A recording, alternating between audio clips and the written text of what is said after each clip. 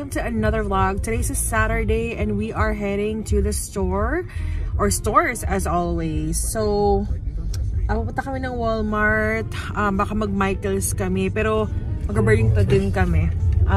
We're gonna drop off the pasta to Brandy because my bestie at work is at work today, pero nasa ibang department siya. So i-drop off ko lang ng pasta kasi malapit lang naman ako sa work ko. And then we'll head to, I don't know if I wanna go to Target. We'll see. Basta it depends. Target, Burlington. Pero for sure pupunta ako ng Burlington. So, and then Walmart. Yes, yun lang. Catch up later.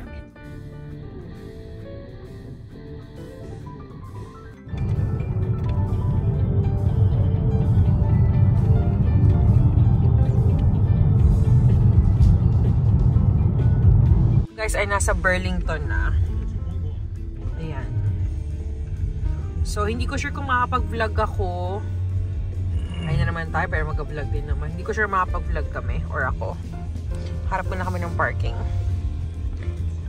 Ako lang papapasok. Hi, Kadir. Okay. Am I the only one going inside? Okay. Tapos, pupunta kami ng Walmart afterwards. Burlington. Daming na Christmas decorations and mga damit. Ano mga decors. Pero mag-sale to after Christmas for sure. This is so cute. Oh, it's a butter dish.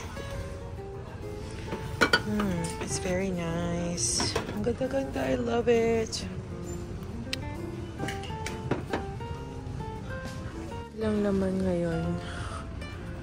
Ganda ng mga decorations, but I'm not gonna get any na kasi may decorations na kami sa bahay.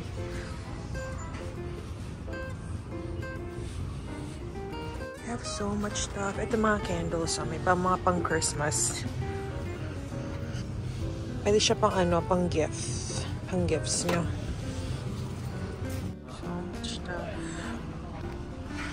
Okay naman ito. $5.99. Cute naman. Cute. Merong snowman, butter dish, and then they have this one. Kind of like this one. Or this one. Cute. Ito maganda rin, oh. Christmas tree. Goodies. We need to part for my mom. There's no expiration date. Pot that's not too heavy and not too expensive. So cute. So cute. Parang like ko to. Martha Stewart. Budol na tayo. Mamaya na ako mag-vlog sa sa labas na lang siguro. May laman yung part natin. Later naman. Sets na sila, oh. Hey, Gorge! So, nakabalik na ako sa car. Si Habi ay nag-antay na lang. Grabe, ang lamig. So, we're going to Walmart na. Hindi na ako nag-vlog sa loob. Ang hirap, this Burlington here on Diamond, they have a lot of stuff. Like a lot of holiday stuff, a lot of great stuff actually. So pumunta na kayo kung nasa Anchorage, Alaska kayo. Kaya lang, hindi ko kaya makapagsiksikan. Grabe, hindi ko talaga kaya. Anyway, we're heading to Walmart now. Guys, so hindi pa kami nakapunta ng Walmart. Pupunta ako ng Bath & Body Works. Nabudol na naman tayo. Kaunti lang naman. I didn't really get a lot of body sprays. Pero we went to Hallmark and meron kami binili ni Habi. I can't see. There's a car behind. And yep, we're gonna go to Walmart pala. So what was I saying? Oh, I know we bought something pang Christmas gift. It's our Christmas present for ourselves. Na it's basta. I think we're gonna do an unboxing video of it. It's so cute, grabe. It's worth it. So we were thinking about doing a like our theme next year will be Snoopy. It doesn't matter if it's blue theme, green theme, or red theme, or pink theme. Basta mag-Snoopy kami mga cartoon characters. So, ayun, nakaka-excite lang. Sa Walmart na kami. Yes. It's on the other side. Look at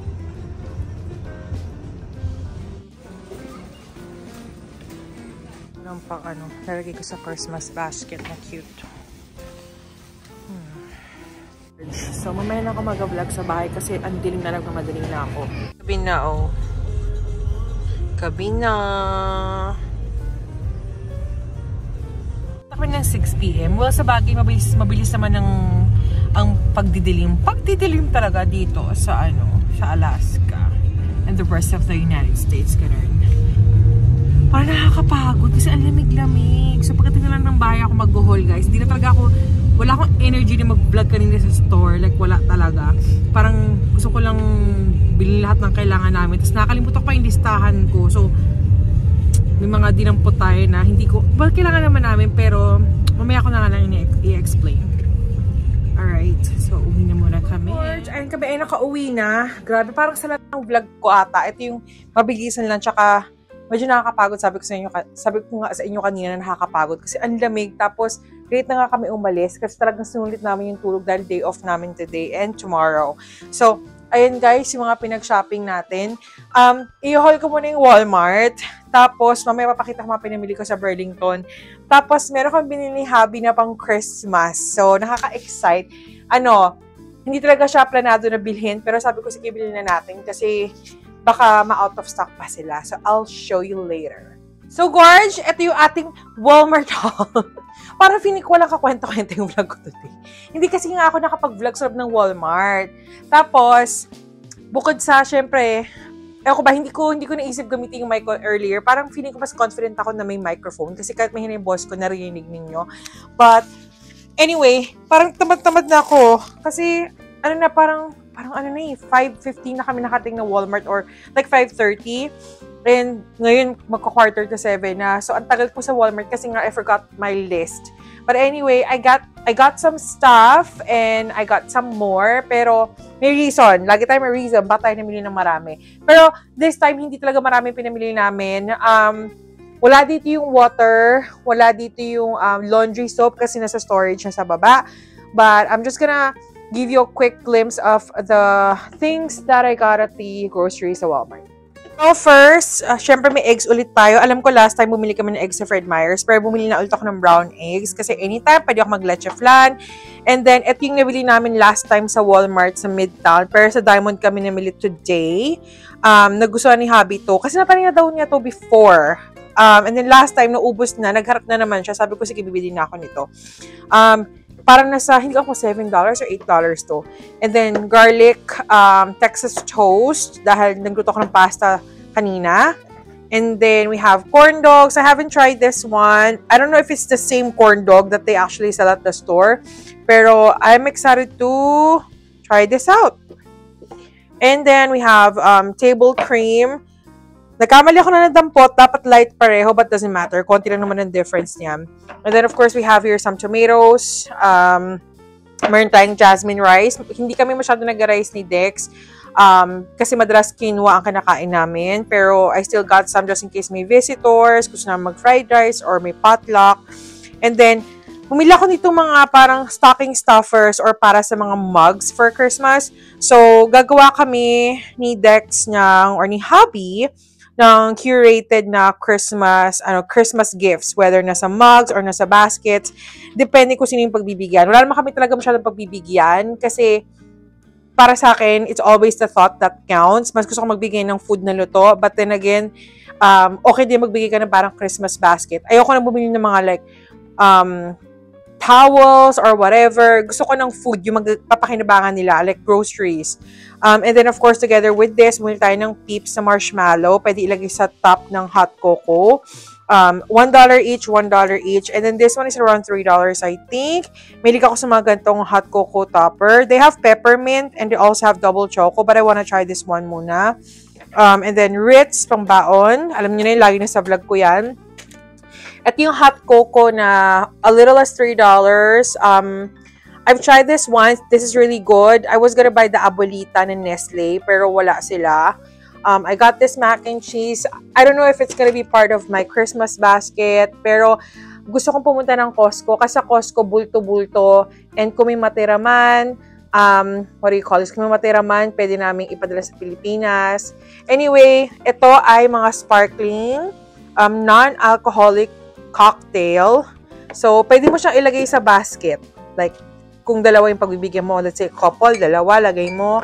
Alam niyo, wag kayong mahiya magbigay ng mumurahin kahit Great Value, Kroger, or kumbaga sa SM sa Pilipinas ay bonus. Ang mahalaga na alala nyo sila, di ba? Huwag niyo isipin na kailangan nyo laging bumili ng mamahaling kasi baka may masabi. Don't think that way. Basta ayusin nyo, lagyan nyo sa cute na basket. Mas ma-appreciate nila yun, guys. And then, eto, isasama siguro namin ito sa Christmas basket. Basta maliit lang siya, depende sa akong family, kung may mga kids, lagyan ko ng mga chocolates din. And then, ito sa amin dalawa to ni Dex. But I don't know if I'm gonna give the other one to Angel. Kasi si Angel mahilig sa ganito. Si Angel, Laneza. Yan, yung aking kasama sa work, but she's working remotely. So, we've been working together for so long. And she likes elotes, ganon. And then, daylight, dahil si husband ay nagreklamo sa ilaw na pinalitan ko or pinalit ko sa kanyang lamp dahil parang kakulay nitong Christmas light yung soft light. Ayaw niya ng ganon or warm light. Gusto niya daylight. And then this, bumili ako nito.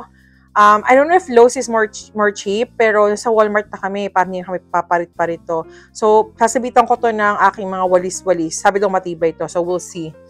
Ayun guys, yun lang yung Walmart. And ang total na nabili ko sa Walmart ay $131, including the water and the laundry soaps. But yeah, kasi hindi naman ito masyadong mura.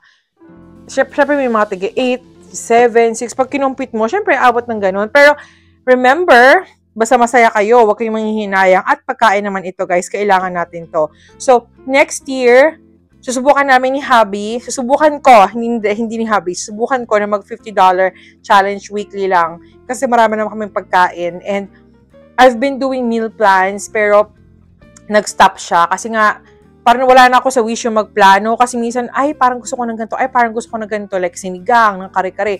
Kasi meron kaming meat sa bahay, okay na yan. Pero as of the moment, we don't have like pang kare-kare, we don't have pork. We just have chicken here. Kasi nga, I've been making chicken tapa, chicken tocino from scratch. But anyway, ayan guys ang ating Walmart grocery haul. Gorge, ito yung sa mga Bath & Body Works. Ipapakita ko na lang sa ibang vlog ko kasi ang tagal ko nung gustong mag-vlog ng mga recommendations ko ng Bath & Body Works. Kasi tayo mga Pilipino, syempre, mahilig magpadala ng mga body sprays. Pero gusto ko rin i-share yung thoughts ko about the scents that I really like. Yung mga bentang-benta sa atin sa Pilipinas.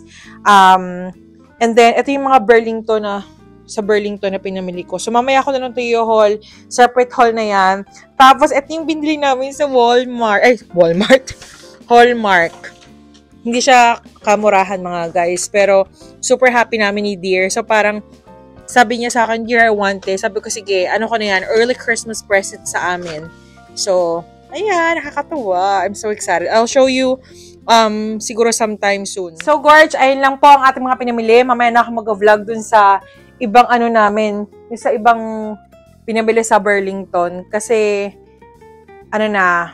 papahinga muna ako, kakain, and then mag-vlog na naman ako syempre ng Burlington haul natin. So, you'll be seeing the same OOTD. So, anyway, thank you for watching. I hope nag-enjoy kayo. Kahit feeling ko talaga walang not lang kwenta, pero parang today's vlog is a little different. Parang wala akong masyado napakita sa store. So, next week, for sure, lalabas na naman kami. We'll see. Kasi gusto ko mag-start mag-curate ng mga, Christmas baskets for special friends, or kung sakali may pumunta dito, may mabibigay kami. So, yun lang guys. Thank you so much for watching this vlog. Don't forget to like, share, and subscribe to my YouTube channel. And I'll see you on my next one. God bless. Bye!